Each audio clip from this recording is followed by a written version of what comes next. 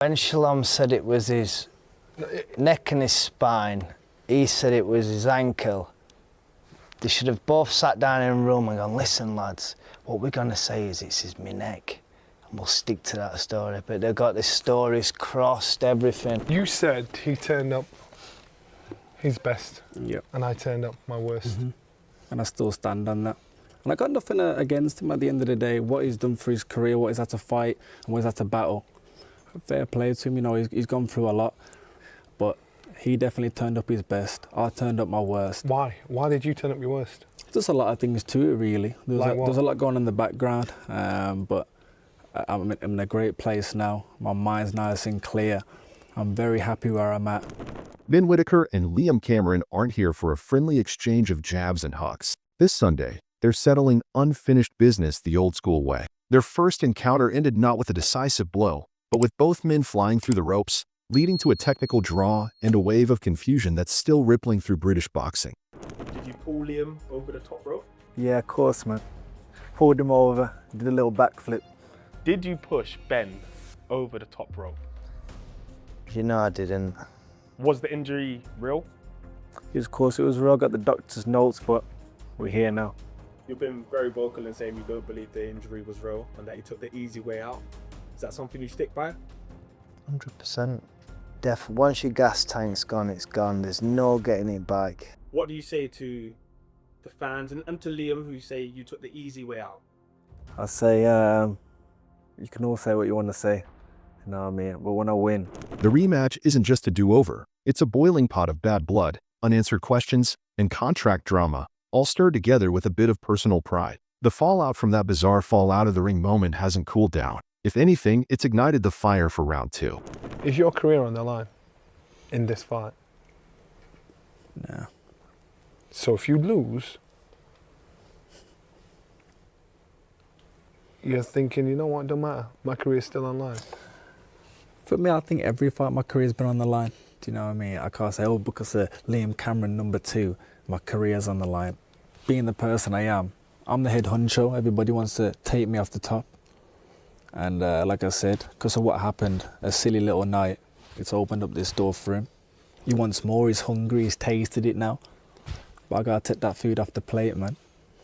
After that infamous fall in Riyadh, Whitaker was hit with a wave of criticism. Some fans accused him of quitting, with the nickname Ben Whittaker spreading like wildfire. But Whitaker stood firm, insisting he didn't quit. He listed a string of injuries from the incident: a broken knee, a fractured shin, and even a chipped neck. According to him, Cameron landed directly on top of him, turning a chaotic slip into serious damage. He left the ring in a wheelchair, fueling both sympathy and doubt. Still, Whitaker didn't hide from the backlash. He met it head-on with dark humor, comparing himself to Mike Tyson's infamous spinal moment. What was the injury? Everything. Spinal, like Mike Tyson said.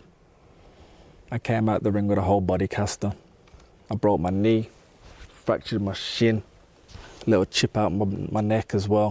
While Whitaker was nursing his injuries and fielding doubters, Cameron was replaying the fight in his head. From his view, Whitaker looked like he was unraveling even before the fall. Cameron felt he was turning the tide with sharp body work and claimed Whitaker started holding, spitting out his gum shield, and generally looking lost. He didn't buy the injury narrative and called it what he saw: a man who wanted out. People talk about me because I am that guy. People say a lot of things about me because I am that guy and I'm supposed to be that guy. So they're talking for a reason. So at the end of the day, they can talk, yeah, this, that. Like I said, when I win April the 20th, and you bring that mic to me, I'm going to pass it back over to him and say, he had a lot to say before the fight. Let him talk again. It's never an easy question to ask. Do you think he quit? Yeah, man. Do you know what? Do you know when, like, you're so tired?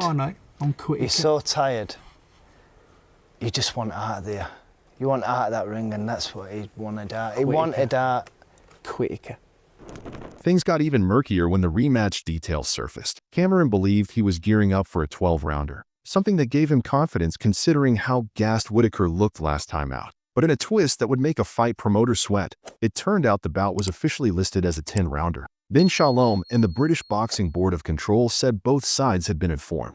They asked for something, and we said yes. We did what they asked. It should have been done. We met a deadline that they gave us. It should have been done. Right.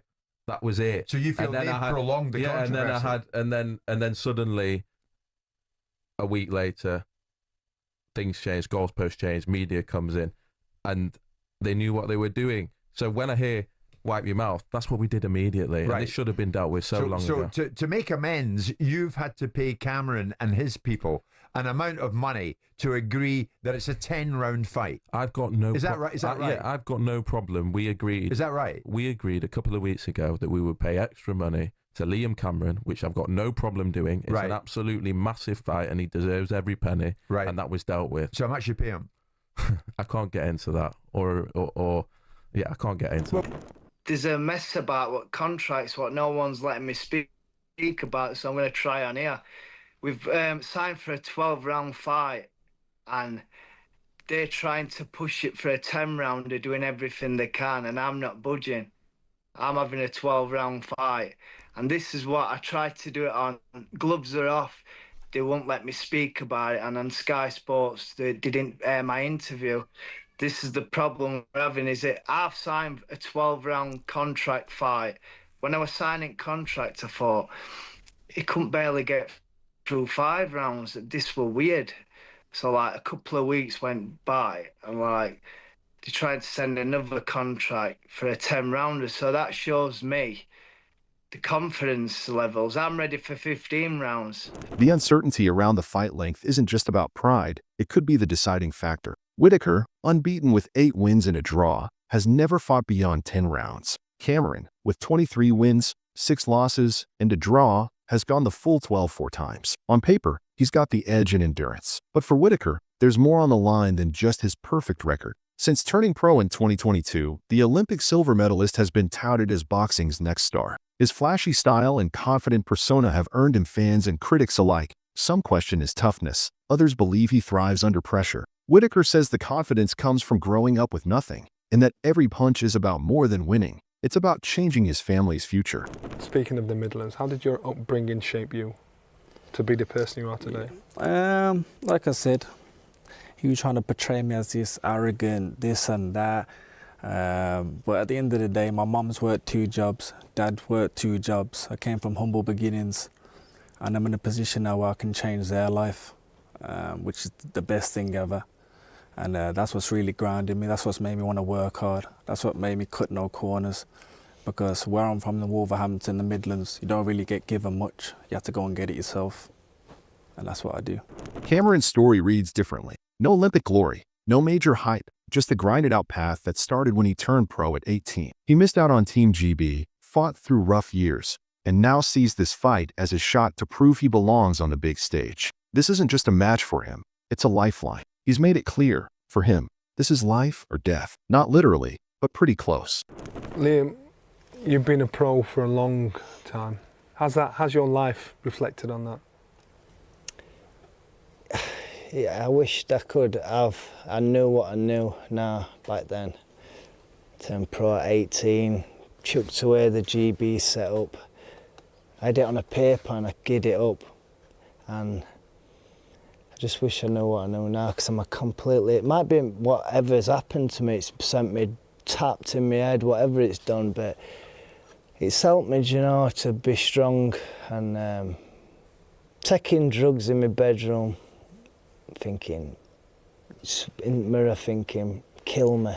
The band, the loss of stepdaughter and stuff, all that stuff, like, we're dogs, you know what I mean? But apart from the death and stuff, I wouldn't change anything, because it's made me such a better person. I fight till death. I know I shouldn't have said that, but it's true. I've got that dog in me. It's not about Ben Whittaker. I'm not buzzing about him or anything. All I want is to get my house out of boxing, that's it. He's just an object to me. Who's the better fighter? 100% me. The personalities clash as much as their styles. Cameron is all grit and realness, no frills. Whitaker is smooth, confident, and never shy with a camera around. He's taken the Ben Whittaker nickname and flipped it on its head, throwing it around himself like a taunt. There's something calculated about it, a way of owning the criticism before it owns him. But beneath the jokes, there's an edge. This fight isn't just about proving people wrong. It's about showing that he can fight through adversity, not just dance around it. And there was no way you could carry on. Sadly. This is where you've got him, Johnny, because he ain't got answers. Unfortunately, look, I'm not saying it to be bad. I don't want to cause no friction, but I've got to be honest. He's got no answers. This is what you're leaving the conclusion for people to make. Do you know what I mean? If I were going to be a better fighter, me personally, I'd go, look, I went knackered. I didn't train hard enough. I underestimated him. But this time it's going to be better. You can't even get that out of him. He could change everything by just admitting his faults, because to be a better fighter, you've got to admit your faults. Tony Bellew chimed in too, adding his own spark to the fire. Bellew didn't mince words. He thinks Whitaker is miles ahead of Cameron in skill, but isn't sure he's got the heart for it. He praised Cameron's courage, calling it King Kong-level bravery, but also pointed out his technical limits. In Bellew's eyes, Whitaker coasts too much. He dazzles for a few seconds, then showboats the rest of the round. That works until someone like Cameron refuses to go away. I think if you're matching them up with skill sets, it's not close at all. But then I think he underestimated them. I think Ben Whittaker's a brilliant fighter, by the way. And I think Liam Cameron is one ballsy kid. He's got bollocks, mate, the size of King Kong's. He really has. He's game. Very limited, but very, very game, and shows you how far heart can get you. Bellew's view isn't unique. A lot of fans are wondering if Whitaker can dig deep when the showboating stops working and someone's still punching back. That's where this rematch really gets interesting. It's not just about who's faster or stronger. It's about who can take the heat, stay focused, and fight through fatigue and doubt. Whitaker might have the flash, but Cameron's got the grind. And when the bell rings, all the noise, contracts, and memes fade away. For all the skills that Ben Whittaker has, it just... It looked to me from the outside looking in once again, kind of like the Andy Ruiz Anthony Joshua first fight, where he gets this fright and the shock of his life because he's still there after 5 or 6 rounds, and he's like, what is going on?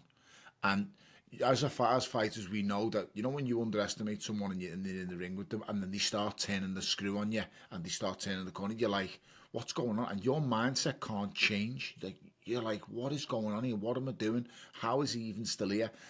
It's not, you have to go for the next fight like AJ did against Ruiz. You can't reset your mindset in the middle of a fight. So if you underestimate him once, you aren't changing that mindset during the fight. You're going to have to go to the next fight. And I do think he'll right that wrong in the next fight.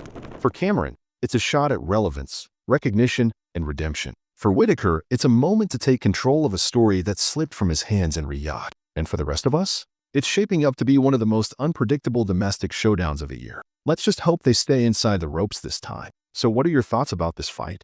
Do let us know in the comments section below. If you enjoyed this video, make sure to subscribe and leave a like for more boxing content like this.